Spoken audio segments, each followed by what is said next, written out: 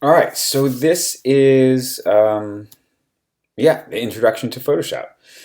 So what we're going to be looking at is kind of just what this class is going to talk about, a little introduction to Photoshop. So basically, what is Photoshop? What is it used for? Why use Photoshop? Well, Photoshop is photo manipulation, and it should be used for that, right? So we're going to look at how to manipulate photos inside of here, what we can do with it. So Photoshop is used for a variety of things. It can be used for digital publication. It can be used for painting and drawing. It can be used for graphic design, and we'll look at a variety of those things. Very important thing to realize are the file formats. What are the file formats? There are two that are very useful as far as native file formats, and that's PSD and TIFF, which are these two right here. And then these are saving out for web. So we have JPEG, GIF, PNG, and PMP. So PSD is the native Photoshop file. It's the biggest file size, but holds the most information. And there is no compression, which means it doesn't take your pixels and compress them down into a smaller size. It leaves them all natural in their state. So that's the highest format. It's the one that's editable, and that's we want to keep most of our files in that. TIFF is for print ready. It's the second biggest next to Photoshop. Holds the same information as a PSD file. It can also have layers, but generally it's used to flatten out and be saved for print, not for web, because it's too large, and usually the colors don't read right because it's in a format called CMYK. JPEGs, format used from cameras and web graphics. File size can be small depending on how it's saved. It compresses the file so it can be smaller. So basically what it takes is it takes same color information and digests it down into these smaller chunks, and it actually eliminates some of that information. A GIF or GIF, depending on who you talk to. Format used for web graphics, generally a lot of smaller sizes.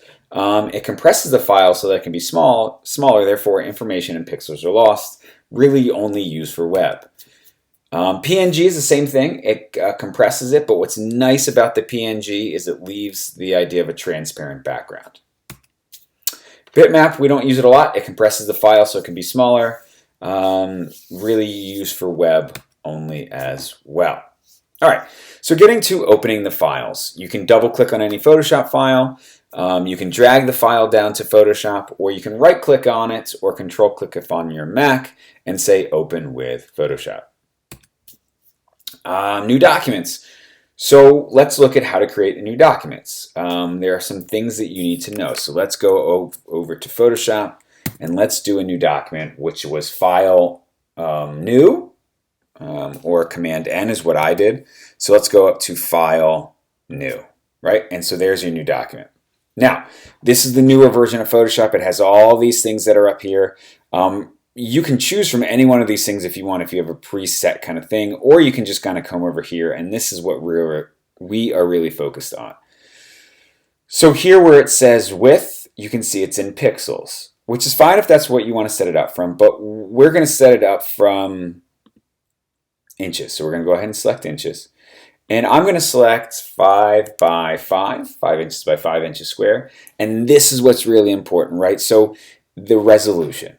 72, just know that 72 is a low resolution image. Now, the unfortunate thing with the resolution is we can always take away resolution, but we can never put back. So if you start out this file and you start off at 300, you can always make it smaller. If you start off this document with 72, create it, save it, close it, I can't put resolution back in. It's like if you started off with a very large fishing net and all of a sudden you tried to catch fish and fish weren't there. You can't make those holes of those fishing net smaller, right? We can always make them bigger, but we can't make them smaller. So we want to make sure we pay attention to this to start, right? So we're going to change this to 300. The next thing is the color mode. Now, we're going to look at 3 basic color modes, RGB, which stands for red, green, blue, grayscale, which is just versions of gray, and CMYK, which stands for cyan, magenta, yellow, and black. Now, that is for print. RGB is generally for on screen, but I'm going to tell you a trick. Always work in RGB first. It gives you the most variations, and further down the line we'll show you how to save out that RGB into a CMYK color space. And go ahead and do create. And now we're in Photoshop. So this is what we basically talked about: RGB for screen, CMYK for print. So what does resolution mean? It's really kind of important. So DPI and PPI are two names you should know. So DPI stands for dots per inch. PPI stands for pixels per inch. They both mean the same thing. So if a photo is 300 PPI, then the DPI is, wait for it, you got it, 300. So a web graphic comes in at 72. Right? That's not necessarily high quality, that's a low quality. So you need to know the difference and know how to change it.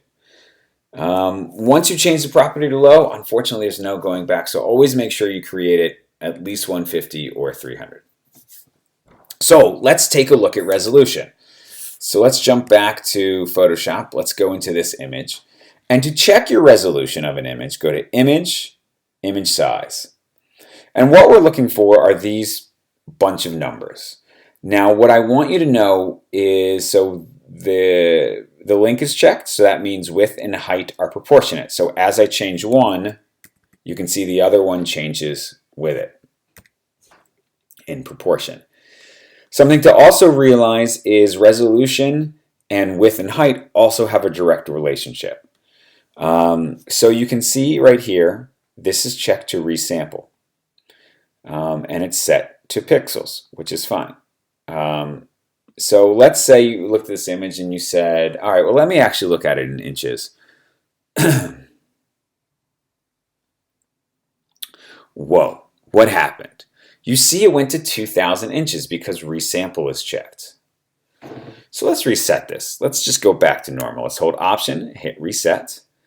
If resample is checked, we're going to go to inches, right? And before touching anything, you can see this is now 31 by 23 inches. If I say, you know what, I want a 50-inch image, right? We're going to get some things that are blurry because you can never add.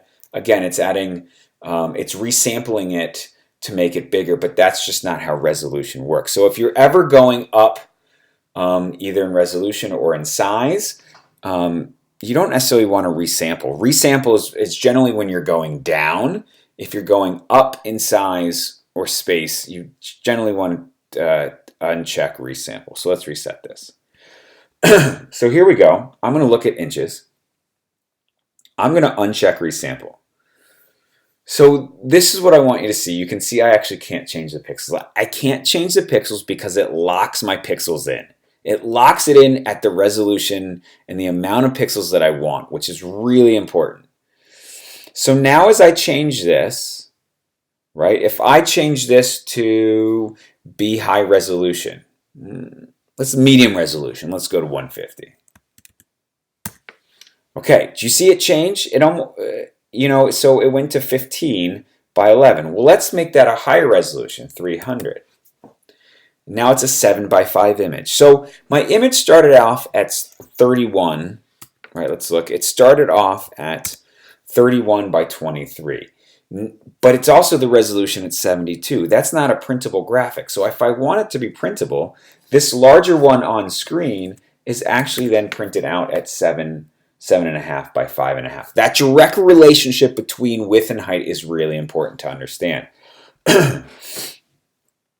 If you wanted to resample this to be lower resolution for screen, let's say you're emailing it. Okay, so let's reset this. You can leave resample on, and I can just go ahead and select in and do 1000 pixels. And there we go. And that's the way that you kind of leave it. And you could save it out. You could change it to 500 pixels, whatever it is. We're going to do OK or cancel or wherever you want to go from here. We are actually going to reset it, uncheck resample, save it out as 300, and do OK. Now, because this is a high resolution image, I'm going to go File, Save As, or Command-Shift-S.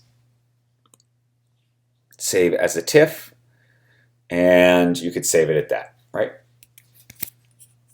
Okay. Right, so all this is just talking about what I just went over. All right. So going into creating a new document, right, we're going to go 4x7 at 150 dpi, and then we're going to kind of show you brushes and colors. So Photoshop, new document, which is Command N or File New, and we're going to change this to inches. We're going to change this to 4x7 at 150 and do Create. I'm going to hit B on my keyboard to get my brushes or the little paintbrush. And the left and right brackets change the size of my brush. So the left bracket makes it smaller, right bracket makes it bigger. And what I want you to notice, I'm going to paint 3 strokes that are on here, right? So this is the green just because that's what I had last time. If you click on this color box, go ahead and click inside of here, changes my color. Red, and then we're going to go to a blue, and there we go.